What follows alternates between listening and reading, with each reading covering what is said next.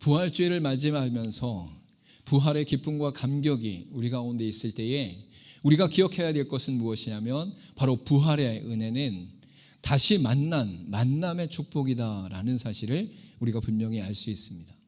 제자들과 그를 따르는 모든 사람들이 인생 가운데 그리스도와 함께하는 시간이 분명히 있었음에도 불구하고 그리스도께서 부활하신 이후에 부활하신 그리스도를 만나는 것은 또 다른 변화와 감격과 충격임을 우리가 분명히 알 수 있는 것이죠. 그렇기 때문에 예수 그리스도의 부활을 만난 자들의 인생 가운데는 놀라운 변화가 일어났는데 죽음까지도 두려워하지 않고 오직 그리스도의 부활을 증거하는 데에 온 인생과 나머지 삶을 온전히 하나님께 드리는 역사가 바로 제자들을 통해서 믿는 그리스도인들을 통해서 나타났다라는 것을 알 수 있는 것이죠. 이러한 변화 역사 가운데 그 만남의 충격이 바로 그리스도의 부활 이후에 만난 여인들에게 더욱더 분명하게 말씀하심으로 말미암아 그 만남이 담고 있는 은혜가 무엇인지를 선포하고 있음을 알 수 있습니다.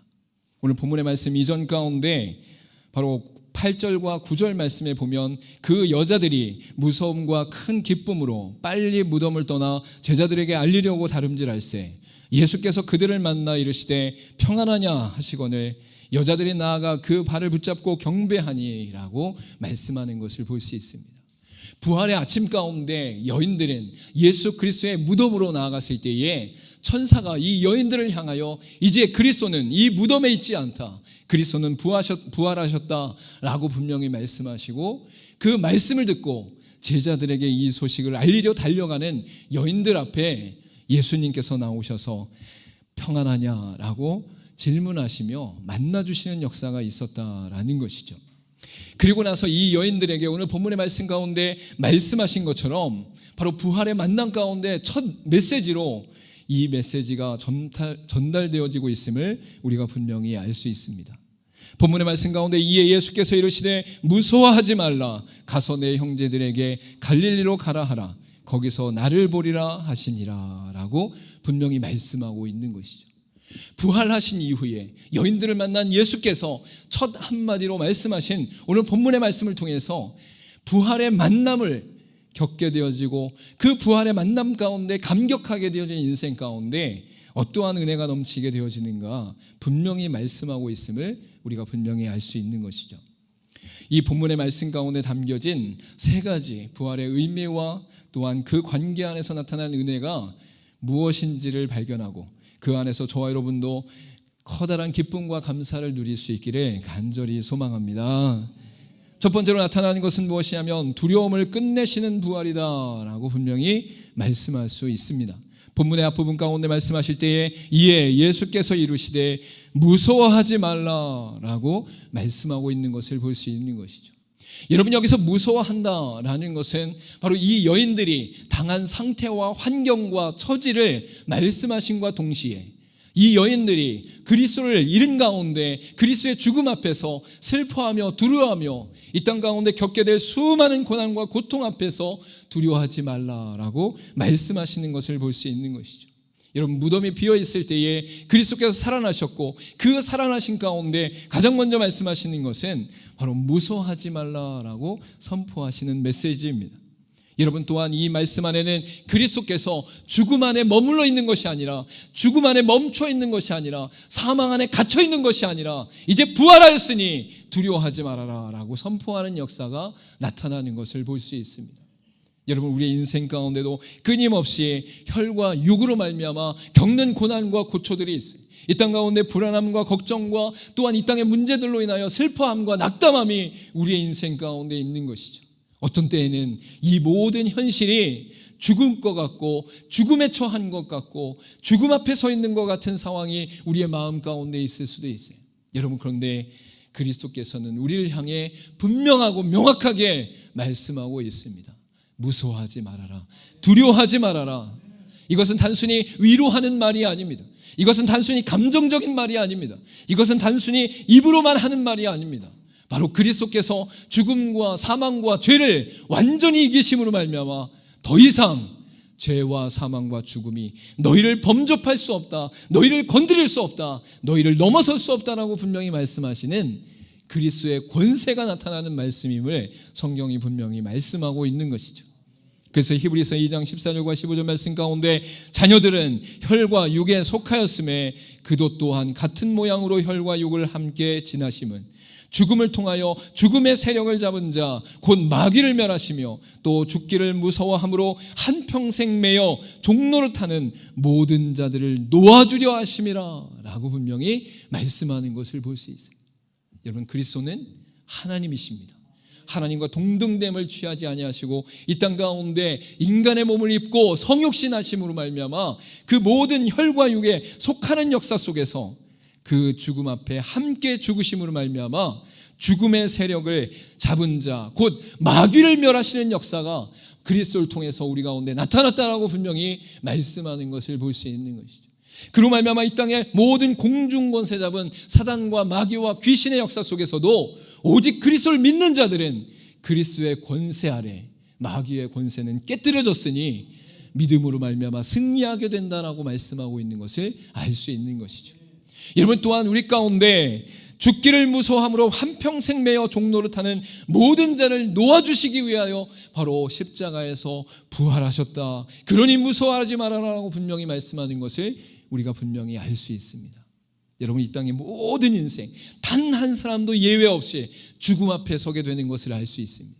그 죽음 앞에 섰을 때 그 죽음 이후에 우리는 어떻게 되는 것인가, 어떤 상태로 가는 것인가, 어떤 죄를 받게 될 것인가, 어떤 재판을 받게 될 것인가, 수많은 영역 가운데 우리가 내세와 신을 인지하며 죽음을 인지하며 영생을 인지하는 상태 가운데 불안하고 걱정하고 있을 때에 예수 그리스도의 부활은 죽음 앞에서도 두려워하지 않게 되어지고 무서워하지 않게 된다라고 분명히 말씀하고 있는 것이죠. 여러분, 우리가 죽으나 살게 되는 줄 믿길 바랍니다.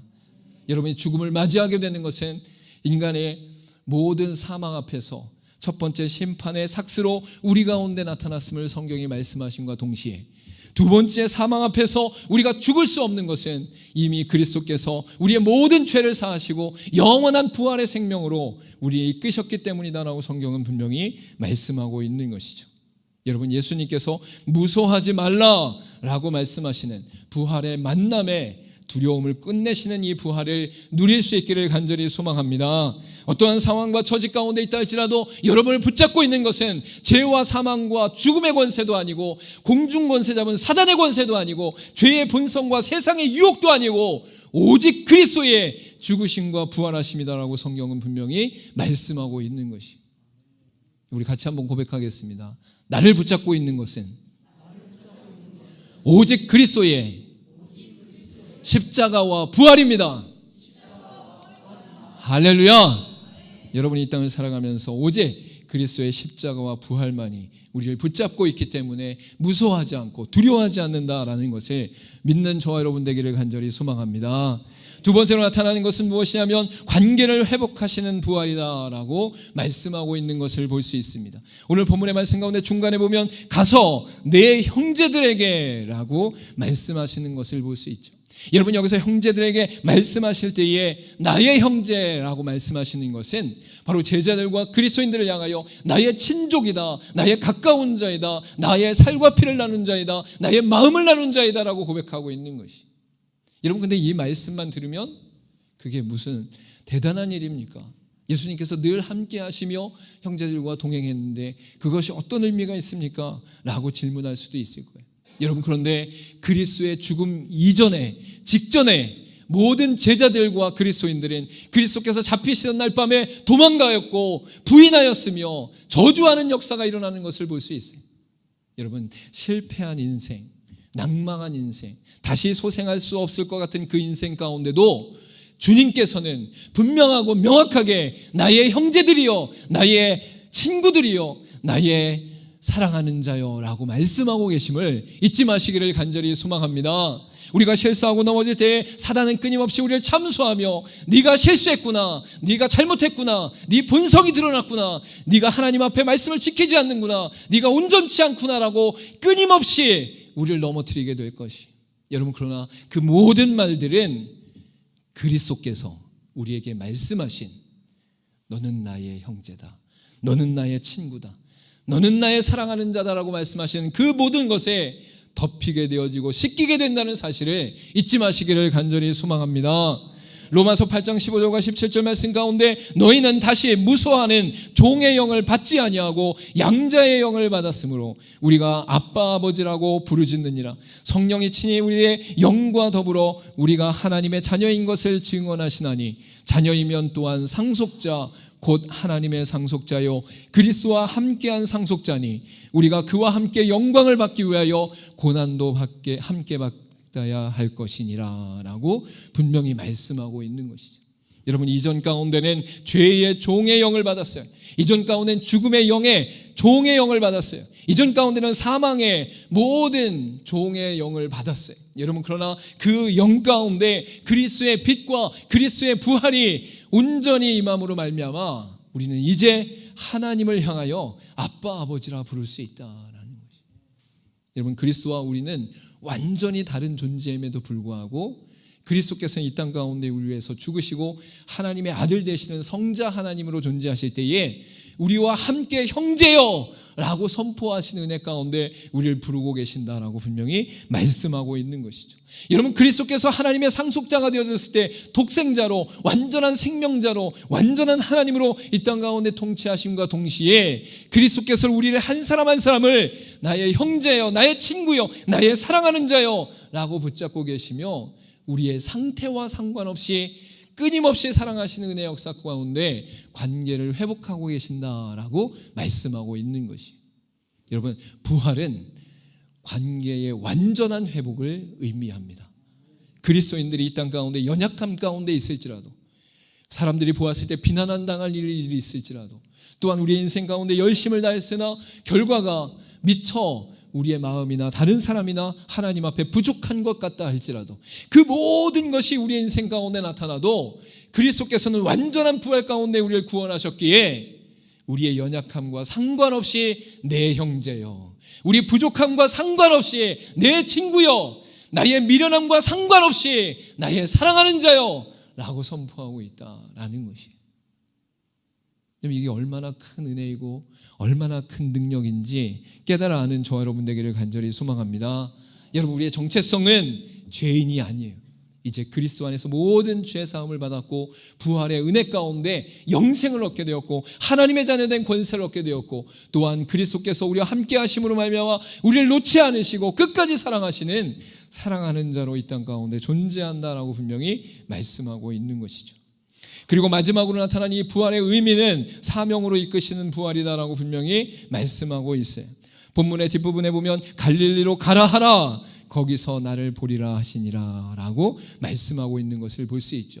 여러분, 죄와 사망의 모든 것을 끊으시고 사단과 마귀를 끊으시고 두려워하지 말아라 라고 말씀하시며, 그리고 너는 내 형제고 내 친구고 나의 사랑하는 자다라고 선포하며 관계를 회복하신 이후에 그리스도께서는 다시 그의 제자들과 그리스도인들에게 이제 갈릴리로 가라라고 분명히 말씀하고 있는 것을 볼 수 있죠. 여러분, 새벽에도 말씀드렸지만 이 갈릴리는 어디입니까? 사도들이 그리스도를 만난 장소이고 그리스도의 사역이, 그리스도의 전도가, 그리스도의 선교가 활발하게 이루어진 곳임을 우리가 분명히 알 수 있어요. 사도 베드로를 만나 너를 향해, 그를 향해 바로 너는 사람 낚는 어부가 될 것이다 라고 말씀하시며 이끄신 곳이 바로 갈릴리였다라는 거예요. 첫사랑의 장소이고 그리스도를 만난 장소이고 그리스도의 은혜 가운데, 기적 가운데, 놀라운 말씀 가운데 변화된 장소가 바로 갈릴리였다라는 것을 분명히 말씀하고 있는 것이죠.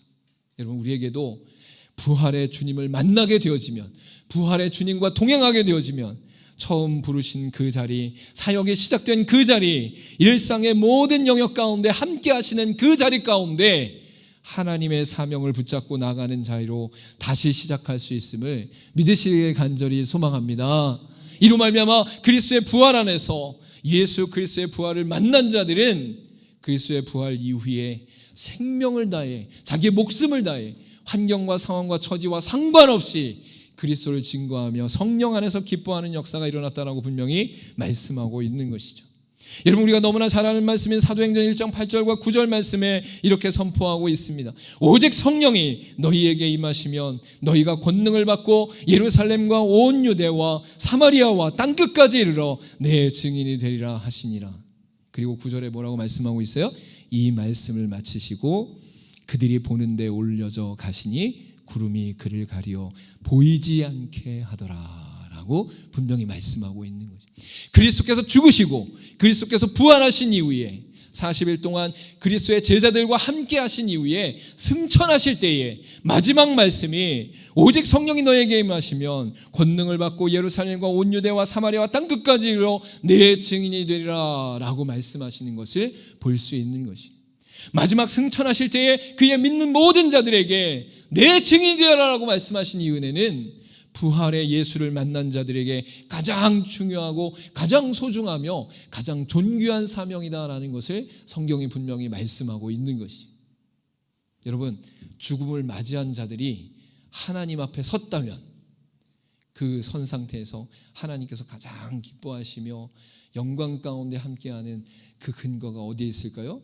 한 영혼 한 영혼에게 복음을 전하는 일에 생명을 건 것이 가장 아름다운 사명이었다라는 것을 발견할 수 있는 것이, 여러분, 이 땅 가운데 많은 것을 이룰 수 있고 많은 것을 취할 수 있고 많은 것을 붙잡고 갈 수 있어요. 그러나 여러분, 죽고 나면 모든 것이 모래같이 내 손 사이에서 빠져나가 아무것도 하나님 앞에 가져갈 수 없다는 사실을 성경은 분명히 말씀하고 있어요.